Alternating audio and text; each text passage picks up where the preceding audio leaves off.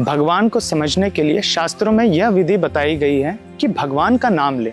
श्रील प्रभुपाद कहते हैं, भगवान का नाम और स्वयं भगवान में कोई अंतर नहीं होता।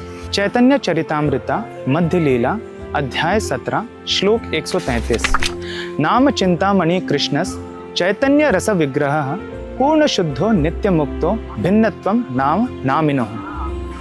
अर्थात कृष्ण का नाम पूर्ण है और यह किसी भी स्थिति में भौतिक नहीं है और स्वयं यह कृष्ण से कम शक्तिशाली नहीं है, इसीलिए इसमें माया का समावेश होना असंभव है। जब हम भगवान का नाम लेते हैं तो उसमें 3 अवस्थाएं आती हैं, अपराध युक्त नाम, नामाभास और शुद्ध नाम।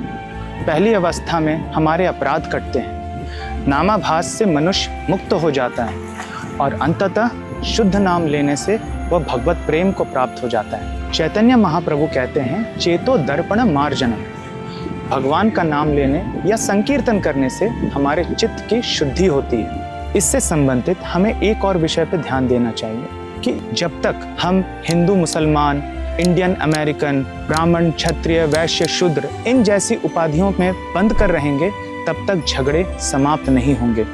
इन सभी उपाधियों से मुक्त होकर हमें ये समझना है, जीवेर स्वरूप होए नित्य कृष्णदास, अर्थात जीव का वास्तविक स्वरूप भगवान का नित्य दास होना है। और इसी बात को समझाना कृष्णा कॉन्शियसनेस मूवमेंट का उद्देश्य है। इस संसार में अगर कोई भी व्यक्ति दुखी है तो उसका सबसे बड़ा कारण भी है अनियंत्रित मन, क्योंकि मनुष्य अपने भावनाओं, अपनी इच्छाओं और अपनी अपेक्षाओं पर नियंत्रण नहीं कर पाता है। तो उपाय क्या है? मेडिटेशन, ध्यान। हरे कृष्णा कृष्ण कृष्णा हरे हरे, हरे राम राम राम हरे हरे। इस कलयुग में सारे दुखों का निवारण केवल हरिनाम है, इसके अलावा और कोई उपाय नहीं है। और इसी को मंत्र मेडिटेशन या सरल भाषा में नाम जप कहते हैं। अब नाम जप और मन का क्या संबंध है, चलिए इसे समझते हैं। भगवद गीता अध्याय 3 श्लोक 42। इंद्रियाणि पराण्याहुर इंद्रियेभ्य परम मनः मनसस्तु परा बुद्धिर यो बुद्धे परतस्तु सहा।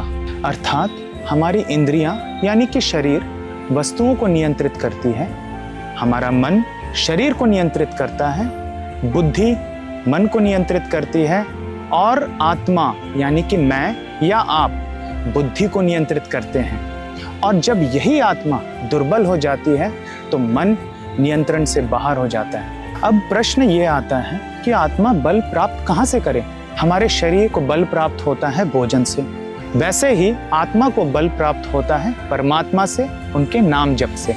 और जब हम हरे कृष्ण मंत्र का जाप करते हैं हमारी आत्मा मजबूत हो जाती है। इस कलयुग में भगवान ने अपनी विशेष कृपा से इसी नाम को सबसे सरल और शक्तिशाली बनाया है। इसीलिए जो व्यक्ति साफ हृदय से हरे कृष्ण महामंत्र का जाप करता है वह धीरे धीरे भौतिक दुखों से ऊपर उठकर परम आनंद का अनुभव करता है और अंत में कृष्ण प्रेम को प्राप्त कर लेता है। तो आप सब भी मेरे साथ इस नाम का जाप करिए, हरे कृष्णा कृष्ण कृष्ण हरे हरे, हरे राम राम राम हरे हरे।